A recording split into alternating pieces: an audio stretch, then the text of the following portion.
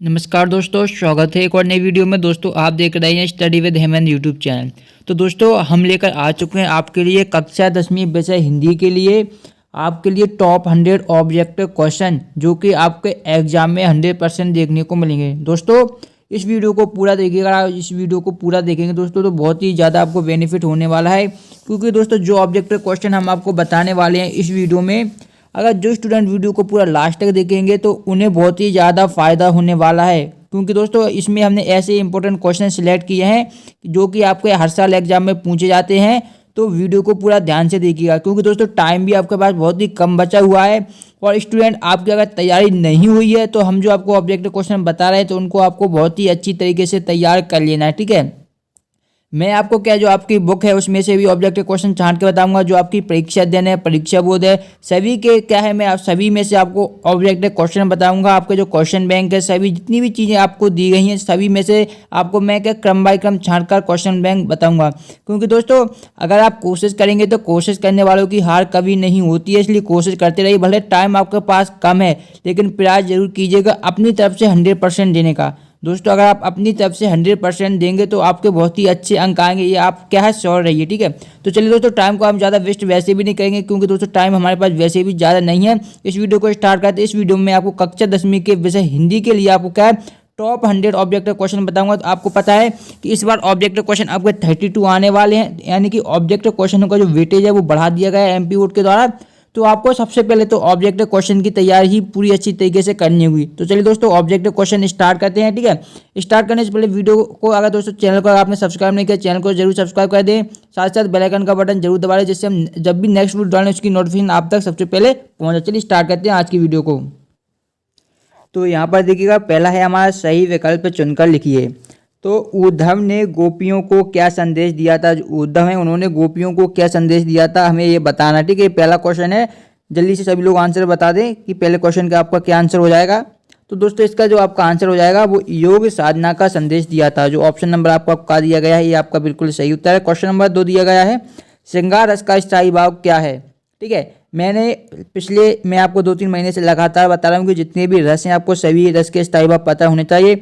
100% दोस्तों आपका एक क्वेश्चन जरूर आपके फाइनल एग्जाम में पूछा जाएगा कि कोई एक रस पूछा जाएगा आपसे और आपसे पूछा जाएगा कि उसका स्थायी भाव क्या है। 100% एक ना एक रस आपसे पूछा जाएगा। इसलिए अगर आपने अभी भी याद नहीं किया है तो अभी भी टाइम है, सभी जितने भी रस हैं आपके उनके क्या आपको क्या स्थायी भाव याद कर लीजिएगा। कोई भी पढ़ाई में डाउट आते हैं तो डाउटन के साथ करिए सभी क्वेश्चनों को आउट।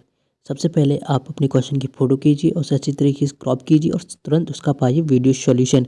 अब पूछिए अपने अनलिमिटेड सवाल कहीं भी कभी भी डाउटन टैब के साथ, या फिर आपके 6 से 12 तक हो, IIT जी नीट का सवाल हो, या फिर CBSE यूपी बिहार राजस्थान या फिर अदर स्टेट का हो, या फिर आपका फिजिक्स केमिस्ट्री मैथ बायोलॉजी या साइंस का सवाल हो, सभी सवालों के आंसर आपको मिलेंगे डाउटन ऐप पर।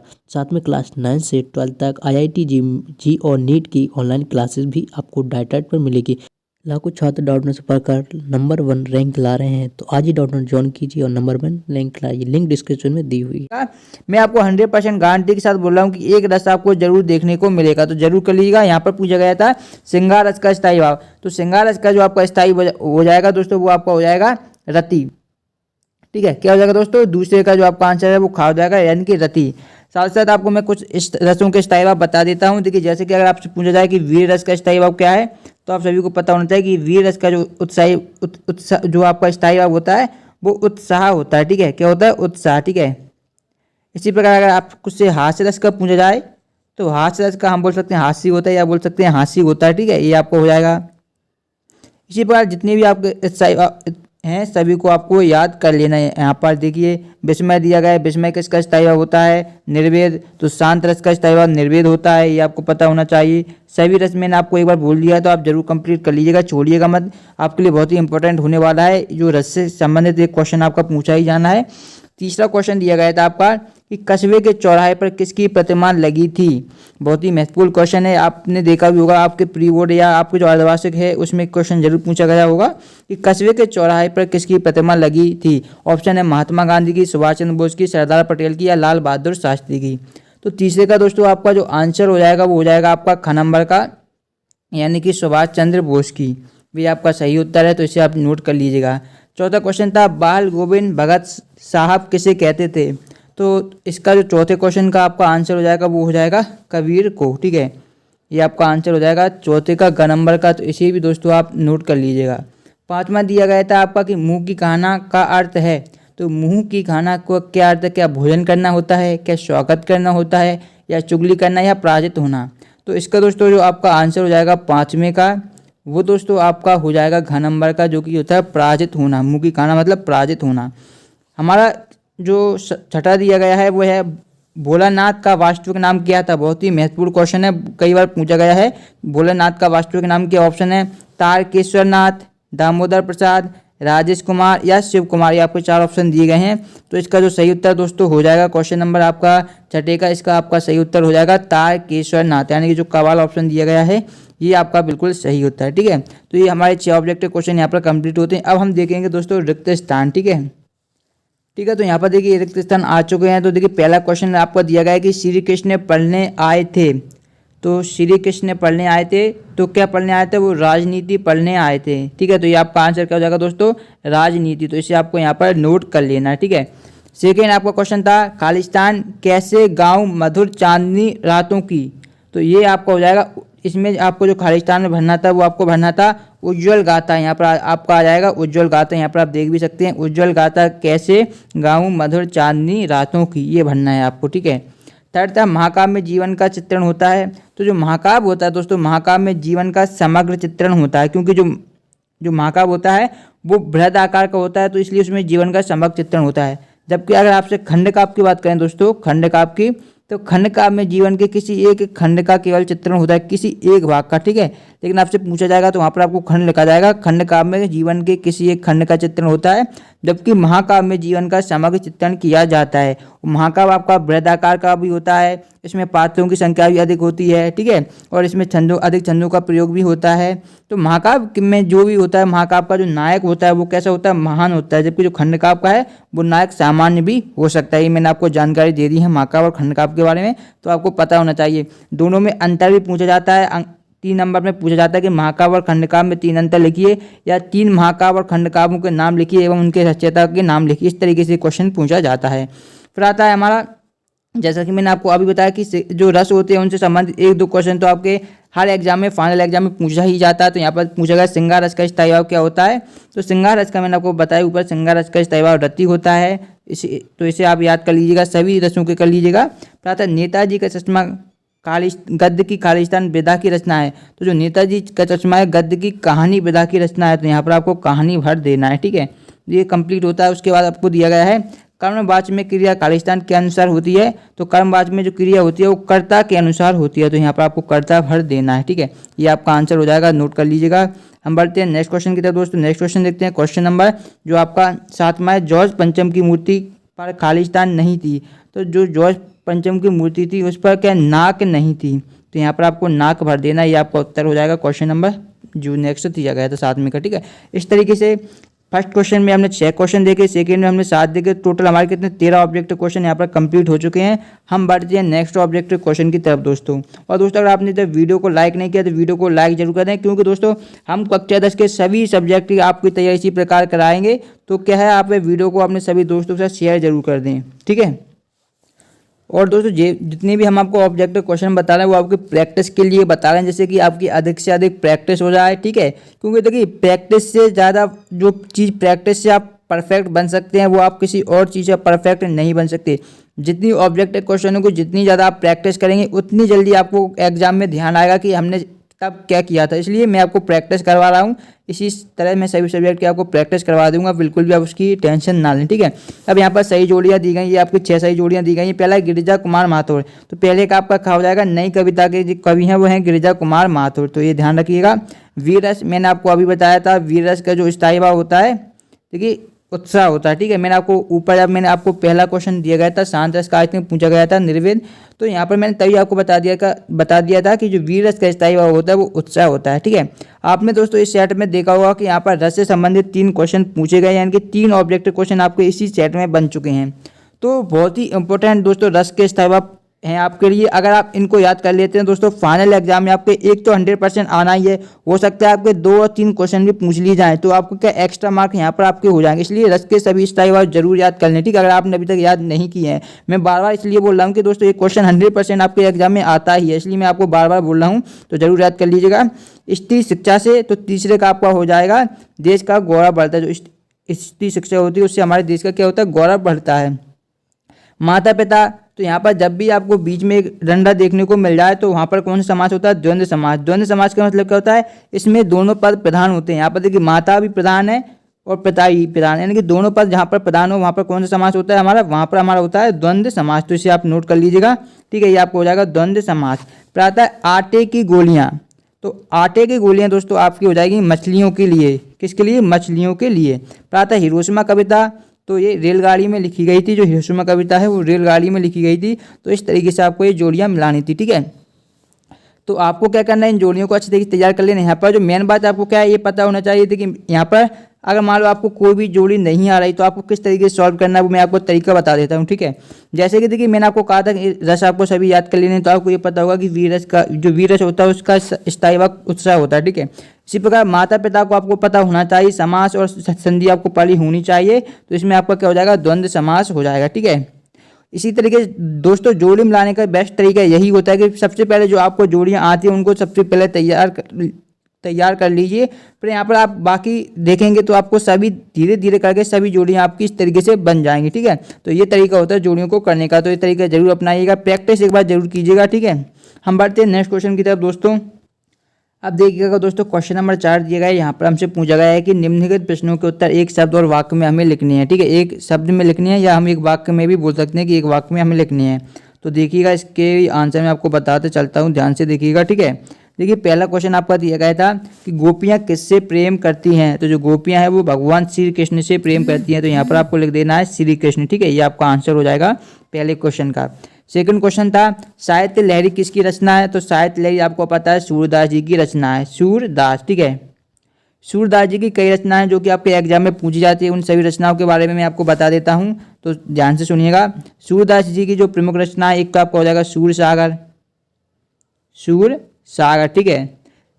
मुख्यतः 3 रचना ही पूछी जाती हैं, सूर सागर एक फर्स्ट हो जाएगी।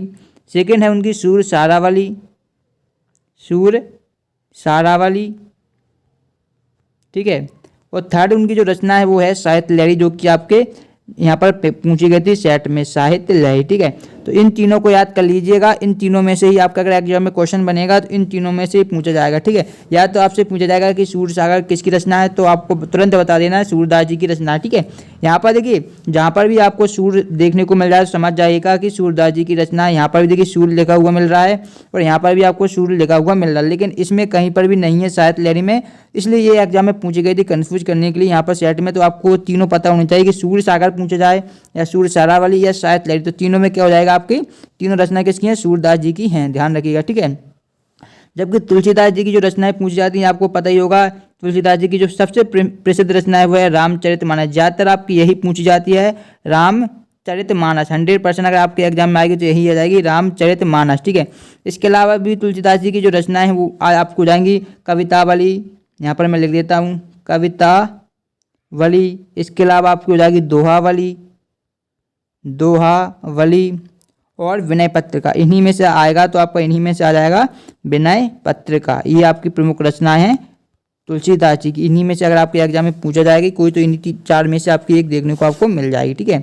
अब देखिए रसों की संख्या कितनी मानी गई है, ये काफ़ी अच्छा क्वेश्चन है। काफ़ी सारे स्टूडेंट कंफ्यूज होते हैं कि रस आखिरकार हैं कितने, ठीक है। तो रसों की संख्या कितनी मानी गई है हमें बताना है, तो तीसरे का आंसर आपको हो जाएगा 9 मानी गई है, ठीक है। 9 रसों की संख्या मानी गई है।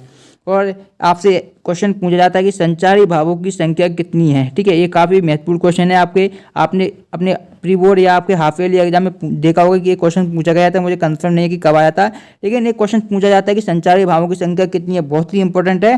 तो संचारी भावों की संख्या है वो 33, यानी कि 33 संचारी भावों की संख्या, ये ध्यान रखिएगा। भारत किस वर्ष में स्वतंत्र हुआ था, सभी लोगों को पता होगा, सिंपल क्वेश्चन है। भारत स्वतंत्र हुआ था सन 1947 में स्वतंत्र हुआ था। प्रातः जिन शब्दों में करने या होने का बोध होता है वे क्या कहे जाते हैं, तो जिनमें करने या होने का बोध होता है उन्हें हम क्रिया बोलते हैं, ठीक है, क्रिया बोलते हैं, ठीक है। ये आपका आंसर हो जाएगा 5वें का। छठा है यथाशक्ति में कौन सा समास है। ठीक है, समास को पहचानने का देखिए समास, तो देखिए यहाँ पर आप यथाशक्ति लिखेंगे, यथाशक्ति। तो इसमें जो आपका प्रथम शब्द दिया गया है जो कि है यथा, यथा एक अव्यय है। क्या है दोस्तों, अव्यय है। ये बात आप अगर आपने अव्यय पढ़े होंगे तो आपको पता होना चाहिए कि यथा क्या है दोस्तों, एक अव्यय है। इसलिए इसमें जो क्या हो जाएगा आपका अव्ययी भाव समास हो जाएगा। यथाशक्ति में आपका क्या हो जाएगा, अव्ययी भाव समास। तो इसे जरूर ध्यान रखिएगा, सभी अव्यय आपको पता होने चाहिए, तभी आप पहचान कर सकते हैं कि कौन अव्ययी भाव समास है, कौन आपका वो तत्पुरुष समास है, कौन कर्मधारय है, कौन द्विगुदंत। तो बहुत ही सिंपल है, बहुब्रीहि भी आपको ध्यान रहेगा, लेकिन इसमें कन्फ्यूज हो जाते हैं अव्ययी भाव कर्मधारय और तत्पुरुष में, तो इन्हें ध्यान रखिएगा। ठीक है, प्रातः माता का आंचल में कहाँ की संस्कृति का अंकन हुआ, तो है देहाती संस्कृति का अंकन हुआ है। तो इसे आपको नोट कर लेना है। ये आपका यहाँ पर सॉल्यूशन कंप्लीट होता है। आगे बढ़ते हैं, अब हमारे शतशत और हम देख लेते हैं। तो यहाँ पर देखिए आपके शतशत हैं जो कि आपका फर्स्ट सेट का लास्ट क्वेश्चन है, तो इसे देख लीजिएगा। देखिए, श्री कृष्ण ने गोपियों के पास उद्धव को भेजा था। तो आपको पता है जो श्री कृष्ण थे उन्होंने गोपियों के पास क्या उद्धव को ही भेजा था, बिल्कुल सत्य है। अस्थिर मनोविकार स्थायी भाव कहलाते हैं, तो ये आपका असत्य हो जाएगा, क्योंकि दोस्तों जो अस्थिर मनोविकार होते हैं वो हमारे संचारी भाव कहलाते हैं। क्या कहलाते हैं, संचारी भाव कहलाते हैं। ठीक है, तो यहाँ पर मैं लिख देता हूँ संचारी भाव कहलाते हैं। आपसे शतशत में इस तरीके का क्वेश्चन यहाँ पर आ सकता है कि अस्थिर मनोविकार संचारी भाव कहलाते हैं, तब आपको यहाँ पर सत्य लगाना है। ठीक है, लेकिन अगर आपसे ऐसा पूछा जाए कि अस्थिर मनोविकार स्थायी भाव कहलाते हैं, तो ये आपका असत्य हो जाएगा। अगर अस्थिर है तो संचारी भाव। ठीक है, अगर स्थिर आपसे पूछा जाए कि स्थिर मनोविकार स्थायी भाव कहलाते हैं, तो बिल्कुल सही होगा। लेकिन यहाँ पर जो अस्थिर है, यानी कि जो संचारी भाव होते हैं वो क्या पानी के बुलबुले के समान होते हैं, टिकते नहीं हैं, जबकि जो स्थायी भाव होते हैं वो एक समय निश्चित समय तक रहते हैं। तो यहाँ पर ध्यान रखिए, स्थायी भाव हमेशा क्या एक निश्चित समय तक रहेंगे। निश्चित, एक शब्द याद रखिएगा, निश्चित। ठीक है, जो स्थायी होते हैं वो निश्चित समय तक रहते हैं। तो ये आपका यहाँ पर अस्थिरता, यानी कि ये निश्चित समय तक नहीं रहने वाले थे, तो स्थायी भाव क्या है आपके निश्चित समय तक रहते थे, इसलिए आपका असत्य हो जाएगा। ठीक है, तो ध्यान रखिएगा। वीर रस का स्थायी भाव क्रोध होता है। देखिए, चौथा क्वेश्चन इस सेट में रस से पूछा गया है, तो मैंने आपको बताया था कि जो वीर रस होता है उसका स्थायी भाव क्या होता है, वीर रस का उत्साह होता है। ठीक है, तो ये आपका क्या हो जाएगा दोस्तों, असत्य हो जाएगा। ठीक है, तीसरा आपका क्या हो जाएगा, असत्य हो जाएगा। प्रातः बाल गोविंद भगत ग्रस्त नहीं थे, तो ये आपका दोस्तों चौथा दिएगा, ये भी आपका असत्य हो जाएगा। प्रातः जिस क्रिया का प्रभाव कर्म पर पड़ता है वह सकर्मक क्रिया होती है, ये आपका क्वेश्चन 5वां, ये सत्य हो जाएगा। छठा है मूर्तिकार को पहाड़ों पर नाक का पत्थर मिला था, तो ये आपका असत्य हो जाएगा। अभी दोस्तों केवल हमने 32 ऑब्जेक्ट क्वेश्चन देखे हैं, जिसमें भी से भी हमारी काफ़ी हमने डिटेल में दोस्तों आपको जो सॉल्यूशन है वो डिटेल में डिस्कस किया कि कौन आंसर किस प्रकार से क्वेश्चन पूछे जा सकते हैं, इसलिए वीडियो काफ़ी बड़ी ऑलरेडी हो चुकी है। नेक्स्ट वीडियो में दोस्तों हम और आपको ऑब्जेक्ट क्वेश्चन बताएंगे। 100 ऑब्जेक्ट क्वेश्चन अभी यहाँ पर कंप्लीट नहीं हुए हैं। अगर मैं इसी वीडियो में आपको 100 ऑब्जेक्ट क्वेश्चन बताऊँगा तो दोस्तों आपकी वीडियो लगभग आधे घंटे की हो जाएगी, 30 मिनट से ऊपर की हो जाएगी। तो इतनी बड़ी वीडियो आप वैसे भी नहीं देख पाएंगे, आपके पास टाइम भी नहीं है। तो मैं नेक्स्ट पार्ट में इसके आपको और ऑब्जेक्टिव क्वेश्चन बता दूंगा। यहाँ पर देखिए मैंने सभी ऑब्जेक्टिव क्वेश्चन यहाँ पर सिलेक्ट करके रखे थे आपके लिए, लेकिन क्या है वीडियो काफ़ी डिटेल में बनाई है मैंने, इसलिए क्या बड़ी हो चुकी है। दोस्तों आप कमेंट में एक बात जरूर बताइएगा कि वीडियो आपको जो नेक्स्ट वीडियो हम बनाए क्या इसी प्रकार डिटेल में बताएं, क्या केवल क्वेश्चन पढ़ के आपको आंसर बता दी जाए, तो ये कमेंट में जरूर बताइएगा। ठीक है, मिलते हैं हम नेक्स्ट वीडियो में। अगर वीडियो पसंद आए तो अपने सभी दोस्तों के साथ शेयर करना बिल्कुल भी ना भूलें, क्योंकि दोस्तों काफ़ी मेहनत लगती है वीडियो बनाने में। तो अपने सभी दोस्तों के साथ वीडियो को शेयर जरूर करें। हम मिलते हैं नेक्स्ट वीडियो में, तब तक देखते रहिए आपका अपना स्टडी चैनल स्टडी विद हेमन। धन्यवाद दोस्तों, जय हिंद, जय भारत।